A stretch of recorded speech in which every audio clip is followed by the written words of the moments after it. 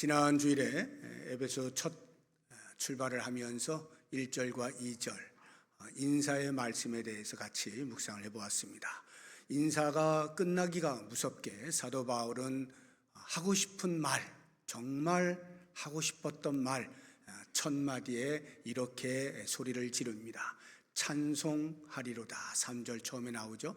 이 찬송하리로다는 원문에도 그대로 제일 앞부분에 나와 있습니다. 그러니까 사도 바울이 하고 싶었던 말이 이거예요. 무엇을 찬송하는가, 무엇 때문에 찬송하는가 할 때 이 찬송하리로다라고는 말의 의미부터 생각을 해보면 먼저는 감탄하는 것일 수가 있어요. 야, 찬송하지 않을 수가 없구나, 이렇게 마음에 감탄이 되어져서 소리를 치는 것으로 볼 수가 있고요. 또는 사도 바울 자신의 의지 표명으로서 나는 찬송하고야 말겠다, 찬송할 것이다, 자기의 의지를 표명하는 표현으로 볼 수도 있고, 또는 사랑하는 성도들에게, 이 편지를 읽는 성도들에게 우리 다 같이 하나님을 찬송합시다, 하나님을 찬양하라, 권유나 명령의 표현으로 볼 수도 있겠습니다. 그 이유가 3절을 보시게 되면 정확하게 나와 있는데, 그리스도 안에서 하늘에 속한 모든 신령한 복을 주시기 때문이라고 이야기하고 있습니다. 여기 하늘에 속했다라고 하는 말은 이 땅을 물질계로 본다고 하면 우리가 흔히 이야기하는 이 땅에서의 잘됨, 복이라고 여겨지는 것들, 그러한 것들이 아니라 하늘에 속한 것 해서 이 세상의 복과 대조하여서 이야기하고 있는 것을 볼 수가 있고요. 그리스도 안에서라고 하는 표현은 그리스도 밖에서는 하늘에 속한 복을 받을 길이 없다는 의미입니다. 그러니까 아무리 이 땅에서 잘 된다 하더라도 그리스도 밖에 있는 자는 하늘의 신령한 복을 받을 길이 없어요.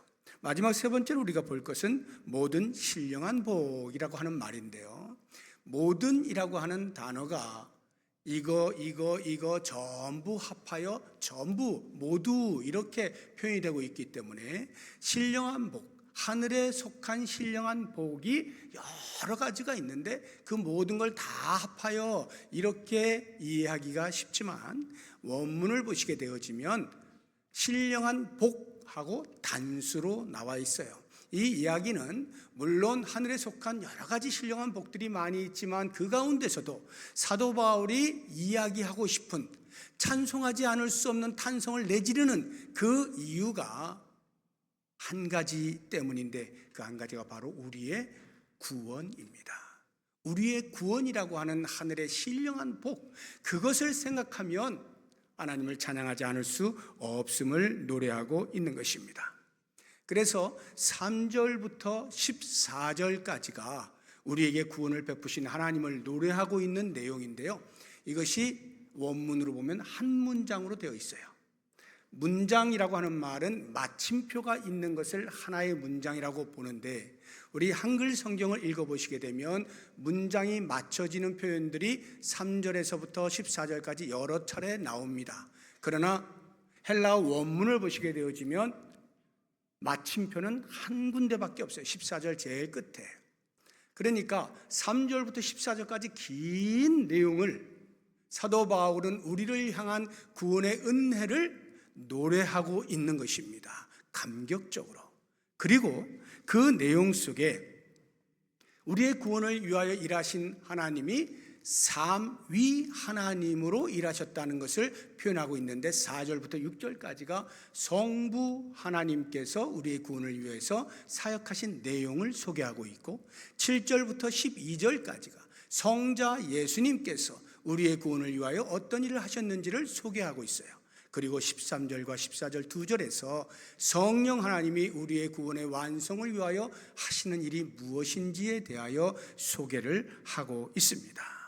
그래서 우리의 구원은 성부, 성자, 성령 삼위 하나님이 연합하여서 일하심으로 이루어진 것임을 분명히 알게 해줍니다.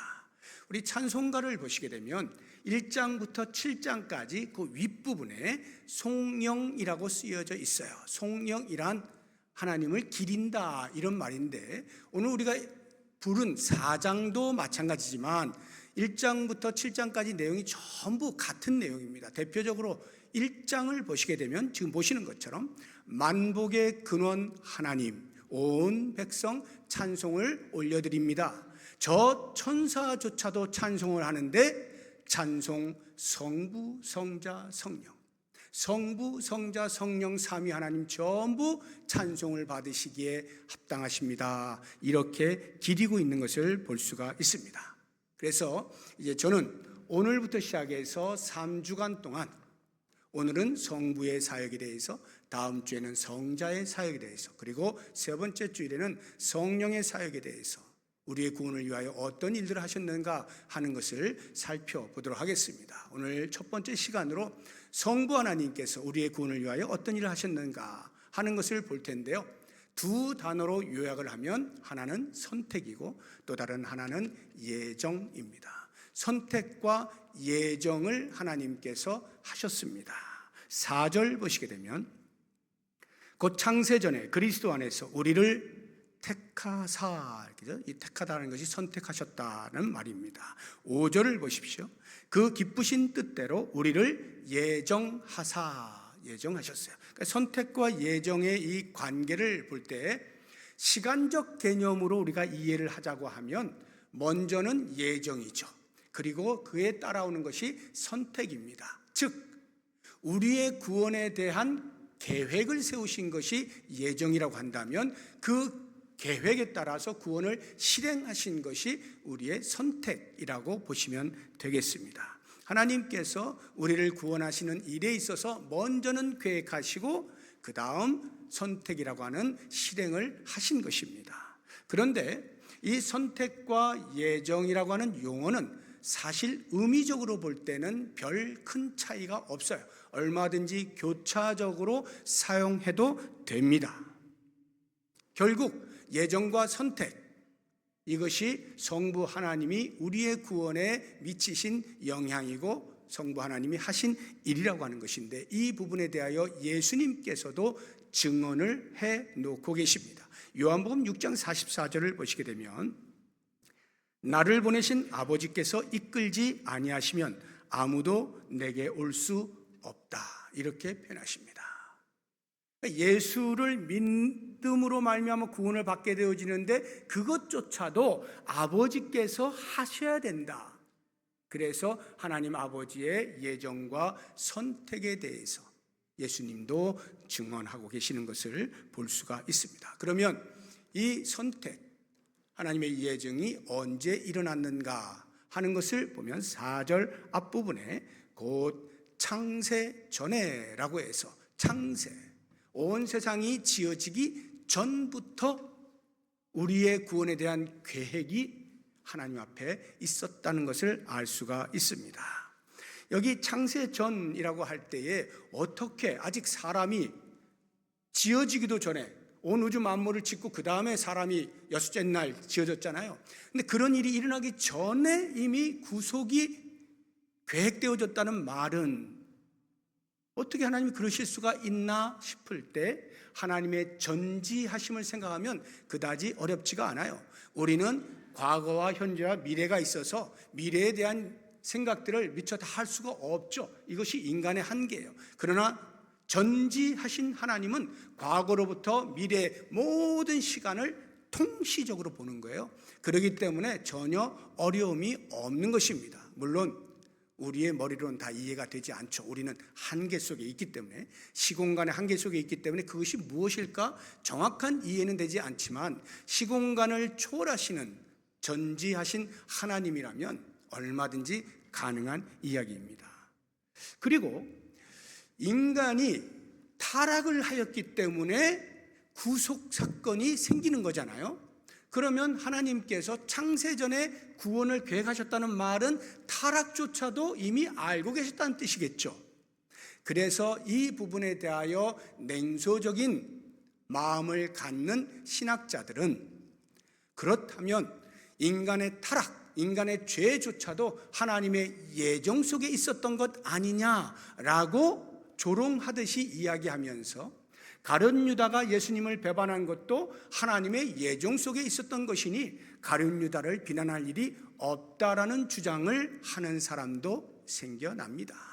그러나 우리가 분명히 알아야 되는 것은 우리 인간의 타락이라고 하는 것, 즉 죄를 짓는다라고 하는 부분은 하나님의 예정 안에 있는 것이 아니라 인간의 자유의지의 결과입니다. 자유의지를 발동하였는데 그에 대한 산물이 죄를 선택하게 된 거예요. 다만 하나님은 그것을 미리 아시는 겁니다. 미리 아시고 그 부분에 대하여 어떻게 치료할까를 생각하시면서 구원을 계획하셨다. 이게 바로 예정교리인 것입니다. 그래서 사도 바울이 감탄하는 이유가요, 타락한 인간의 구원이라고 하는 것이 타락하고 나니까 하나님께서 이런 일이 생겼네 하고는 그때 부랴부랴 임기응변적으로 대처하여 나온 것이 구원의 계획이 아니고 이미 하나님의 전지하심 속에서 오래전부터 치밀하게 계획되어진 것이 우리의 구원이라고 하는 것. 그러니 사도 바울이 얼마나 놀랍게 탄성을 지르지 않을 수가 없잖아요. 왜냐하면 자기가 예수 믿는 사람을 잡으려고 여기저기 돌아다니던 사람 아닙니까? 그런데 그러한 사람에게 빛으로 다가오셔서 구원의 은혜를 베푸신 것이 그냥 어쩌다가 되어진 일이 아니라 창세 전부터 하나님의 치밀하신 계획 속에서 일어난 일이라고 하는 것을 알게 되어질 때에 바울의 마음이 감동으로 가득 차는 거예요. 야, 이렇게 놀라운, 내가 구원받은 것이 이런 하나님의 일하심이 있었구나. 찬송하지 않을 수가 없었던 것이죠. 그렇다고 하면 하나님께서 우리 인간을 구원하시는 그 근거, 기준이 과연 무엇일까? 무엇을 보시고 구원하시나 생각을 해보면 우리 5절 말씀에 이렇게 표현하고 있어요. 그 기쁘신 뜻대로 우리를 예정하사. 그냥 쉽게 이야기하면 하나님 마음대로, 이런 말이에요. 하나님 마음대로 우리를 예정하셨다는 거죠. 그러니까 우리에게서 어떤 기준이 있어서 하나님이 기준을 제시하셔가지고 그 기준에 부합하는 사람을 구원하시겠다 이렇게 말씀하신 게 아니라 하나님의 기쁘신 뜻대로 하나님 마음대로 하셨다는 말입니다. 그런데 그 마음대로 하신 것의 근거, 그 근저가 뭐냐면 우리를 향한 하나님의 지극한 사랑이에요. 하나님의 사랑으로 우리를 선택하시는 거예요. 이것을 그림으로 보여주고 있는 것이 구약 이스라엘 백성들이죠. 하나님이 이스라엘 백성들을 선택하실 때 이스라엘 백성들이 어디 예쁜 구석이 있어서 많은 민족 가운데 특별히 이스라엘을 선택하신 것이 아닙니다. 이 부분을 명확하게 알려주고 있는 것이 신명기에 여러 차례 반복적으로 나와요. 대표적으로 한 구절을 찾아보면 신명기 7장 7절과 8절에 이렇게 말씀하고 있습니다. 여호와께서 너희를 기뻐하시고 너희를 택하신 이유는 너희가 다른 민족보다 수요가 많기 때문이 아니라 뭔가 자랑할 만한 것이 있어서 그래 내 백성 될 만하다 해서 구원하신 것이 아니라는 거예요. 너희는 오히려 모든 민족 중에 가장 적으니라 별 볼 일 없었어. 아무도 거들떠보지도 않는 민족이었어. 그런데 왜 하나님이 선택하셨는가? 8절에 여호와께서 다만 너희를 사랑하심으로 말미암아. 하나님의 사랑이 이스라엘 백성을 구원하셨다 하는 말입니다. 그래서 아브라함을 보시게 되면요, 갈대아 우르에 있을 때 아브라함과 그 가족들은 아버지 데라를 중심으로 해서 우상을 만드는 집안이었습니다. 우상을 만드는 집안에 아브라함만 하나님 앞에 독특한 신앙을 가지고 어찌하든지 우상 속에서 버티고 견디며 하나님을 섬기는 그러한 아름다운 신앙생활을 잘 하고 있어서 하나님께서 계속 놔두면 안 되겠다, 너를 내가 특별히 뽑아서 내가 약속한 땅으로 보내주마 해서 아브라함을 부르신 것이 아닙니다. 아브라함이 갈대아 우르에 있을 때 하나님의 부르심을 받은 것은요, 아버지 데라와 함께 열심히 그도 우상을 만들고 우상을 섬기며 그렇게 살고 있었던 거예요. 아무런 하나님으로부터 건진받을, 선택받을 이유도 근거도 자격도 없을 때 하나님의 지극한 사랑을 보여주시는 그림으로서 아브라함을 택하신 거예요. 그것처럼 이스라엘 민족 역시 마찬가지로 아브라함 아래에서 아무런 근거가 없을 때 하나님이 사랑하사 선택하신 거예요. 그런 것처럼 우리가 영적인 아브라함의 가족으로, 아브라함의 후손으로 역시 마찬가지로 우리에게서 아무런 근거도 자격도 찾지 못할 때 하나님의 전적인 사랑하심으로 우리를 구원하신 거예요.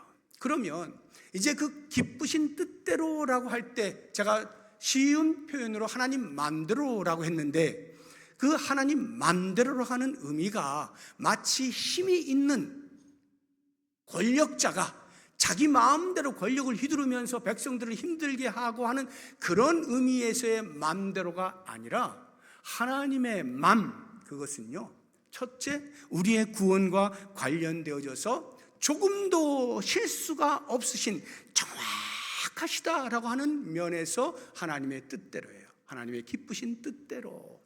그리고 또 다른 하나는 완벽하다는 차원에서의 하나님 뜻대로입니다.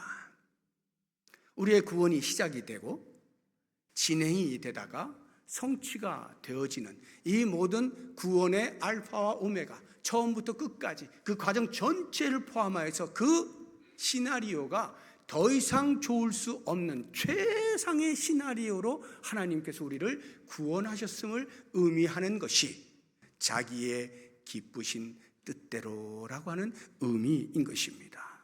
그렇게 우리가 하나님의 구원을 받게 된 것이에요. 그렇다고 하면 그렇게 구원받은 결과가 무엇인가? 우리가 하나님의 자녀, 정확히는 양자 된 것이 5절 보시게 되면 뒷부분에 예수 그리스도로 말미암아 자기의 아들들이 되게 하셨다 이렇게 표현했는데, 자기의 아들들, 하나님의 독생자는 예수 그리스도시죠. 그 예수 그리스도를 통하여 우리가 예수님을 맏아들로 하는 또 다른 하나님의 아들들, 정확하게 표현하면 양자가 된 것입니다. 로마서 8장 15절을 보시면 너희는 다시 무서워하는 종의 영을 받지 아니하고 양자의 영을 받았으므로 우리가 아빠 아버지라고 부르짖느니라 할 때 이 양자됨의 권세가 뭐냐? 우리의 신분의 변화죠. 친아들과 똑같은 자격을 갖는 그러한 신분의 변화가 일어나요. 우리가 창조될 때 하나님의 형상대로 지음을 받잖아요. 놀랍죠? 다른 피조물과는 비교할 수가 없어요. 그런 인간의 존엄성을 가지고 태어납니다. 그런데요, 그 창조 때, 즉 죄가 없었을 때에 가지고 있었던 인간의 존엄성보다도 훨씬 더 뛰어난 가치를 갖는 것이 하나님의 양자예요. 우리가 처음에 창조되어져서 하나님께서 그 인간의 존엄성을 표현하기 위해서 하나님의 형상대로 지었다라고 말씀하시고 모든 지어진 우주 만물을 우리 인간들에게 부탁하시잖아요. 다스리고 정복하라, 잘 관리해라. 관리자가 뭡니까? 청지기죠. 우리가 하나님의 청지기로 지음을 받은 거예요. 그런데요, 그리스도를 통하여 구원을 받게 되어진 우리의 신분은 어떻게 해요? 하나님의 권속, 하나님의 가족 안으로 들어왔어요. 하나님의 자녀가 됐어요. 비교할 수 없는 인간의 존엄성을 갖게 된 것입니다. 이것이 양자됨의 권세예요. 그러니 자연스럽게 우리가 과거에 사탄의 노예로 살면서 죄의 삭신, 사망 아래서 힘들게 노예로 살아왔던 그 모든 빚, 그 빚이 다 청산되는 거죠. 면제되어지는 거예요. 그리스도께서 십자가에서 죽으심으로 그 모든 빚이 다 사라지게 된 것입니다. 그리고는 우리에게 새로운 삶을 살아갈 수 있는 자격과 더불어 능력도 부여해 주시는 거예요. 그래서 우리는 지금 그리스도를 믿어서 새로운 삶을 향하여 계속해서 살아갈 수 있어요. 비록 실수하고 넘어진다 하더라도 다시 우리가 일어설 수 있는 이유는 그렇게 하나님의 자녀로 살아갈 능력까지 부여해 주셨기 때문에 신뢰하며 나아갈 수가 있게 되는 거죠. 그러면 이제 왜 하나님께서 우리를 구원하셨는가? 왜 하나님께서 우리를 선택하셨는가? 목적이 뭔가 하는 것을 좀 생각을 해보겠는데 두 가지를 말씀을 드리겠습니다. 첫째는 거룩하고 흠이 없는 생활을 하게 하시기 위함이에요. 4절 보시게 되면 뒷부분에 우리로 사랑 안에서 그 앞에 거룩하고 흠이 없게 하시려고 예정하셨다고 했죠. 거룩한 삶을 살게 하시려고 우리를 선택하신 거예요. 로마서 8장 29절에도 이렇게 표현하고 있습니다. 하나님이 미리 아신 자들을 또한 그 아들의 형상을 본받게 하기 위하여. 아들의 형상을 본받는다는 게 무슨 말이에요? 예수 그리스도의 성품, 예수 그리스도의 인격, 예수 그리스도에게까지 자라게 하시려고 우리를 선택하셨다는 뜻이죠. 그렇다고 하면 이제 우리가 그리스도에게까지 자라가는 과정이 있는데 예수를 믿는 순간부터 바로 거룩한 삶을 살 수 있지 않잖아요. 우리는 경험을 통하여 다 알고 있잖아요. 그러면 그 거룩을 위하여 계속 살아가고 있는데 그 과정 속에서는 우리가 넘어질 때 하나님께 다시 일으켜 세워주시고 위로하시고 격려하시는 것도 있고 가르쳐 주시는 것도 있고 훈계하시는 것도 있고 연단하시는 것도 있고 심지어는 해도 안 되면 매를 대서라도 하나님께서는 마침내 우리를 그리스도에게까지 자랄 수 있도록 하시는 이 징계도 양자다움의 거룩한 삶을 위하여 포함이 되어 있다는 것을 잊어서는 안 됩니다. 이 부분을 명확하게 우리에게 표현해 주고 있는 히브리 기자의 말을 한번 들어보겠습니다. 12장 7절 이하인데요. 너희가 참아야 되는 이유가 징계를 받기 위함이라 하나님이 아들과 같이 너희를 대우하시나니 어찌 아버지가 징계하지 않는 아들이 있으리요. 징계는 다 받는 것이거늘 만약에 없다면 사생자의 친아들이 아닐 것이다. 또 우리 육신의 아버지가 우리를 징계해도 육신의 아버지를 공경하거든 하물며 모든 영의 아버지께 더욱 복종하며 살려 하지 않겠느냐. 그들은 잠시 자기의 뜻대로 우리를 징계하였 거 아니에요. 여기 그들은 육신의 부모를 말하는 거예요. 오직 하나님은 우리의 유익을 위하여 그의 거룩하심에 참여하게 하시느니라. 지금 부모님들 많이 계시죠? 자녀들 양육할 때 어떻게 하셨어요? 자녀들이 잘 되기를 소망하면서 마음에 품으면서 어찌하든지 자녀가 잘 되기를 위해서 교훈하고 가르치고 때로는 훈계도 하고 책망도 하고 그것도 안 되면 매를 대서라도 그렇게 하지 않습니까? 자녀의 잘됨을 위하여 합니다. 그런데 육체의 부모는 완벽하지 않기 때문에 비록 마음으로는 자녀의 잘됨을 위하여 한다 하더라도 선택하는 방법은 잘못될 수가 있죠. 나는 자녀의 잘됨을 위하여 한다고 했는데 사실 알고 보니까 자기의 욕심을 따라 자녀에게 강제로 이끌어가는 그러한 경우도 없지 않는 겁니다. 그러면 자녀는 상당히 불쾌하죠. 어떤 자녀는 그것을 표현하기도 하고 어떤 자녀는 표현은 못하고 속으로 끙끙거리죠. 그러면 그의 마음속에 안 좋은 기억들이 부모로부터 받은 바 강제로 부모가 원하는 대로 막 끌고 가고자 하는 그러한 것들이 마음에 새겨지면서 때로는 트라우마로 작용되기도 하는 거죠. 이것은 인간 부모가 마음은 그렇지 않지만 불완전하다 보니까 실수할 수가 있는 거예요. 그런데 히브리 기자가 뭐라고 합니까? 그러나 우리 하나님 아버지께서는 자녀의 유익을 위하여 거룩하게 되게 하시려고 한다라고 할 때 우리 하나님은 완벽하신 분이잖아요. 조금도 실수가 없으신 분이잖아요. 착오가 없으신 분이잖아요. 그분께서 우리를 그렇게 이끌어 가신다라고 할 때 그 내용이 4절에 보시게 되면 곧 창세전에 그리스도 안에서 우리를 택하사 우리로 사랑 안에서 이렇게 표현하고 있는 거예요. 그러니까 우리를 거룩하게 만드시는데 우리가 알든지 모르든지 반응을 하든지 말든지 무조건 하나님께서 코에 탁 꿰어서 끌고 가시는 그런 개념이 아니고 사랑 안에서, 즉 우리의 자유의지로 하나님께서 우리를 어떻게 이끌어 가시는가에 대해서 깨닫게 하시면서 교제하는 가운데에서 자발적으로 하나님의 인도하심에 순종하여 따라갈 수 있도록 그렇게 하신다는 거예요. 그러니까 때로 우리가 육체적으로 버거울 수는 있습니다. 힘들 수가 있어요. 하나님의 거룩하심을 위하여 끌고 가시고자 하는 그것이 때로 우리의 죄 가운데 익숙해져 있는 이 육체의 몸이 쉽지 않죠. 버거울 수 있어요. 그러나 하나님의 그 마음, 우리를 거룩하게 하시기 위한 그 마음을 헤아릴 수 있다면 때로 우리의 육체가 버거워도 순종할 수가 있겠죠. 그래, 참고 인내하고 버티고 견디면 마침내 그리스도의 장성한 분량이 충만한 데까지 이룰 수 있을 거야. 하나님이 그렇게 이끌어 가시겠다고 약속하셨으니 하고 기꺼움으로 자발적으로 힘든 자리를 지켜낼 수가 있는 것이죠. 이게 바로 양자의 수준이라고 하는 거예요.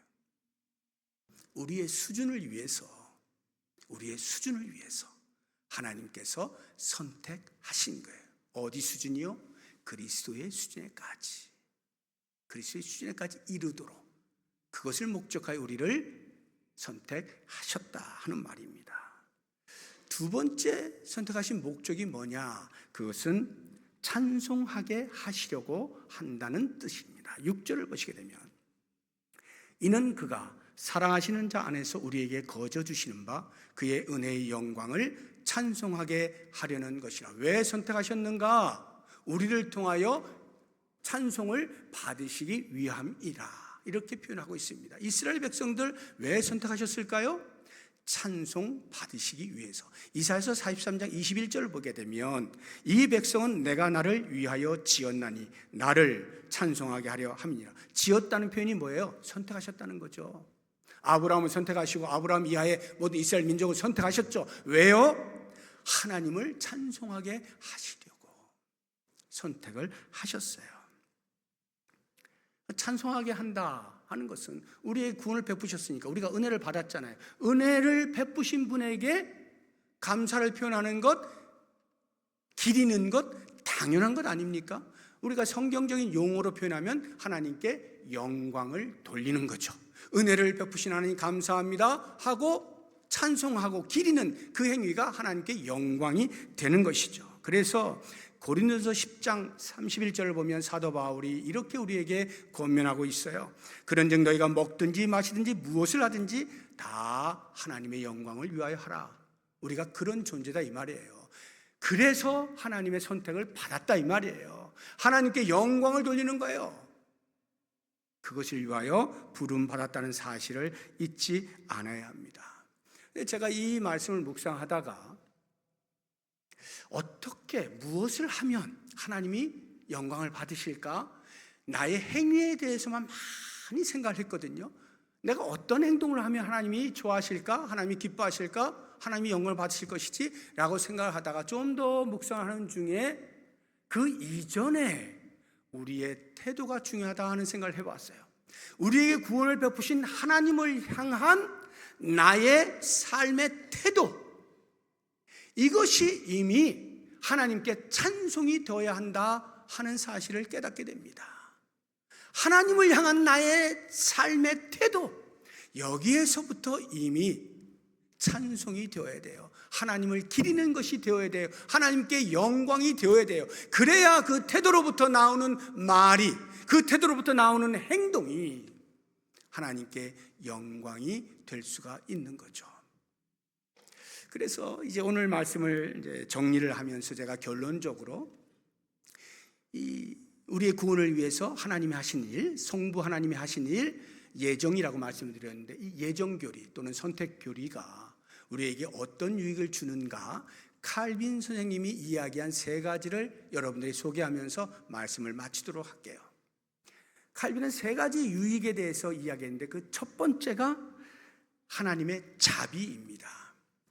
이거 무슨 말이냐 하면 이 예정교리를 정확하게 알게 되어지면 하나님이 우리를 향하여 보여주신 자비가 얼마나 큰가를 인식하게 된다는 의미입니다. 이미 말씀을 드린 것처럼 우리가 선택을 받을 때 우리로부터 어떠한 근거나 자격을 찾지 못하죠. 이유가 발견되지 않아요. 전적인 하나님의 사랑, 즉 우리를 선택하신 그 구원의 사역은 하나님의 일방적 사역이었다.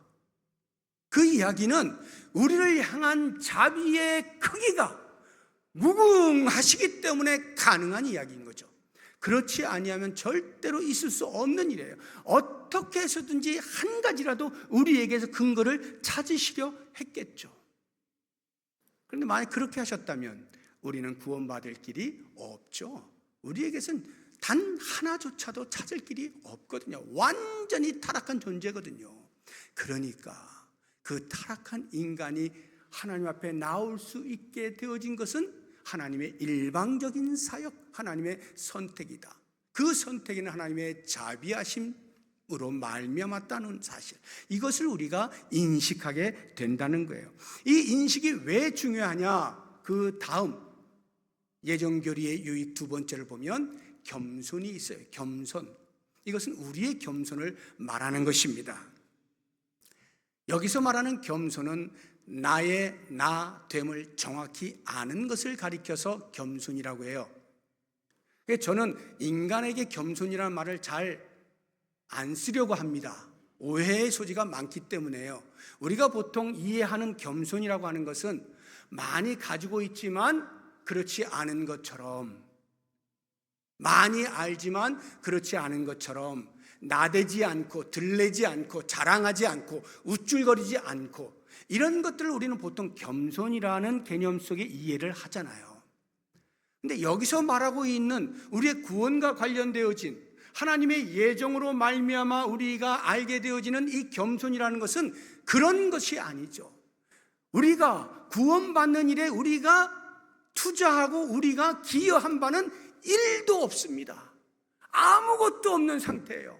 오직 하나님의 일하심이에요. 그러니까 겸손이라고 말을 할 때는 나의 나됨, 죄 가운데 있었던 자, 사탄의 노예로 있었던 자, 그 자기의 자기됨을 명확하게 인식하는 것, 이게 겸손인 것입니다.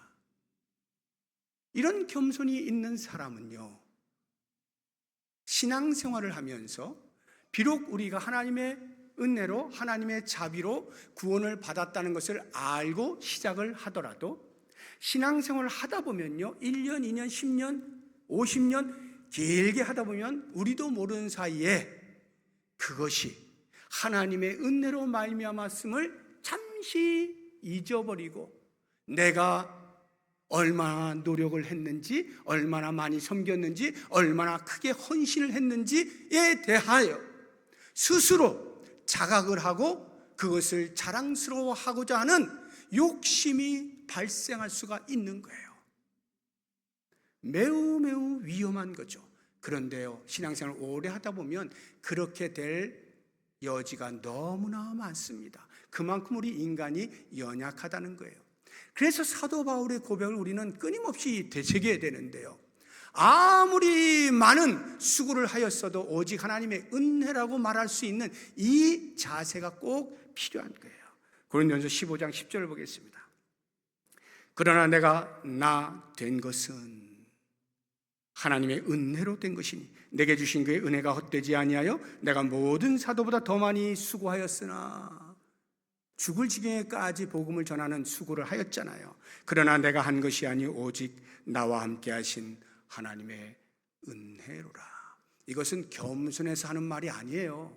사도 바울이 겸손해서 하는 말이 아니라 사도 바울이 자기의 자기됨을 명확하게 알고 있기 때문에 고백하는 거예요. 전적인 하나님의 자비, 하나님의 은혜, 그로 말미암아 내가 지금 섬길 수 있게 되었고, 내가 헌신할 수 있게 되었고, 수고할 수 있게 되었다는 거예요. 자랑할 것이 전혀 없다는 거예요. 근데 우리의 마음속에는요, 신앙생활 하다 보면 자꾸 나를 드러내고 싶은 욕심이, 그런 유혹이 계속 발생을 해요. 내가 이렇게 수고했는데, 내가 이렇게 헌신했는데, 내가 이렇게 섬겼는데 라고 하는 이 마음이 자꾸 솟아오르려고 하는 그런 유혹들이 있단 말이죠. 그럴 때마다 어떻게 해요? 예정교리를 생각하라는 거죠. 그렇구나, 나는 나의 나됨, 정확히 알아야 되는구나. 하나님의 자비와 은혜로 말미암아서만 내가 구원을 받았고 지금도 여기에 있고 지금까지 살 수 있었다는 이 사실 반드시 기억을 해야 돼요. 그렇게 기억을 하는 사람이 마지막 세 번째 예정교리의 유익으로 나아갈 수 있는데, 그것은 바로 영광입니다. 영광은 하나님의 영광을 말하는 것이에요. 이미 앞서 우리가 본 것처럼 하나님께서 우리를 선택하신 목적 중에 하나, 하나님을 찬송하게 하려 함이라. 이 찬송한다는 것, 기린다는 것, 이것을 다른 말로 표현하면 영광을 돌린다라고 말씀을 드렸죠. 우리의 구원을 위하여 창세 전부터 당신의 기쁘신 뜻에 따라서 완벽하고 정확하고 치밀하게 구원을 계획하고 실행하셔서 결국에는 우리를 구원하신 이 놀라운 하나님의 일하심, 하나님의 열심 앞에 우리는 탄성을 내지를 않을 수가 없는 거예요. 찬송하리로다, 찬송하리로다, 하나님께 영광을 돌린다, 이 고백을 하지 않을 수가 없는 거예요. 사도 바울처럼 벅찬 감격으로 하나님을 찬송합시다, 하나님을 찬양하지 않을 수 없구나, 이러한 고백이 주님 앞에 서는 그날까지 우리의 입술을 통해서, 우리의 삶을 통하여 계속해서 터져나올 수 있는 아름다운 삶을 살아가시기를 주의 이름으로 축복합니다. 이 시간에 말씀을 생각하면서 같이 잠시 기도하겠는데요, 세 가지 기도 제목을 드리겠습니다. 먼저 감사 기도를 드리면 좋겠는데요, 나 같은 죄인 살리시기 위하여 기쁘신 뜻대로 창세전부터 계획하시고 선택하여 주신 하나님 고맙습니다. 감사 기도를 드리시고요, 이어서 죄가 만연한 이 세상 속에서 하나님께서 기뻐하실 거룩한 삶을 살아갈 수 있도록 힘을 더하여 주옵소서, 믿음을 주옵소서, 도와주옵소서 기도하시고, 마지막 세 번째로 늘 겸손하게 하셔서 나의 나됨을 알게 하셔서 하나님의 은혜만 노래하며 언제 어디서 무엇을 하든지 하나님께 영광 돌리는 삶을 살게 해주십시오. 이와 같은 기도의 제목으로 우리 다 같이 통성으로 기도하겠습니다. 하나님 아버지, 감사합니다. 사탄의 노예로 살면서 죄와 짝하면서 더럽고 추악한 이 세상 속에서 그것이 다인 것처럼 착각하며 살아왔던 내 인생에 주님 찾아와 주셔서 먼저 손 내밀어 주시고 창세전부터 계획하셨던 놀라운 구원의 계획을 알려주시고 하나님의 자녀 삼아주시니 참으로 감사합니다.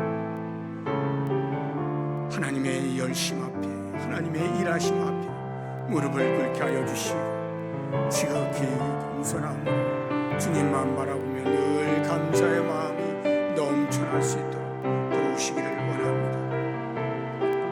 여전히 죄가 만연해 있는 이 세상 속에서 자칫 한눈을 팔면 나락으로 떨어질 수밖에 없는 어둠의 세상입니다.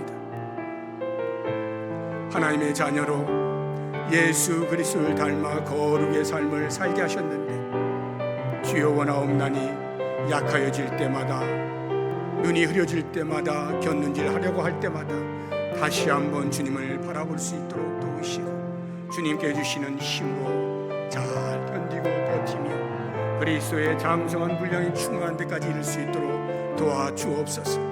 계속하여 거룩을 추구할 수 있게 하여 주옵시고 죄를 미워하며 죄를 제거하며 하나님의 거룩에 부합한 삶을 살아갈 수 있도록 함께하여 주시옵소서. 내가 먹든지 마시든지 무엇을 하든지 오직 주의 영광을 위하여 할 수 있기를 소망합니다. 오 주님, 주님께서 나를 구원하여 주신 은혜에 감격하여 수고하고 애쓰고 섬기며 헌신을 한다 하더라도 그것이 나의 자랑이 되지 않게 하여 주시고 나의 나됨을 잊지 아니하고 늘 겸손의 자리를 지켜낼 수 있게 하여 주시고 오직 하나님의 은혜다, 오직 하나님의 은혜다 고백하면서 그렇게 은혜를 노래하는 것이 진정한 우리 인생의 복인 것을 깨닫고 참된 행복을 살아갈 수 있는 우리가 될 수 있도록 인도하여 주시옵소서. 그리하여서 주님이 다시 오시는 그날에 주님처럼 변화되어지는 놀라운 소망과 기대를 가지고 오늘도 하루하루 신실하게 주 앞에 살아드릴 수 있는 우리 모든 인생이 되도록 인도하여 주시옵소서. 주님의 이름으로 기도드립니다. 아멘. 하나님 아버지 감사합니다. 아무 자격이 없을 때, 죄와 짝하며 이 세상이 다인 줄 알고 있을 때 찾아오셔서 손 내밀어 주시고 예수 그리스도를 믿게 하시는 그 은혜가 이미 창세 전부터 계획되어 있음을 깨닫고 너무나 감사합니다. 이 놀라운 은혜 잊지 아니하고 그리스도에까지 자라는 일을 위하여 수고하고 진력하되 겸손하게 하시고 오직 하나님의 은혜만을 노래하며 찬양하며 기리며 영광 돌리는 복된 삶을 살게 하여 주시옵소서. 예수님의 이름으로 기도드립니다. 아멘.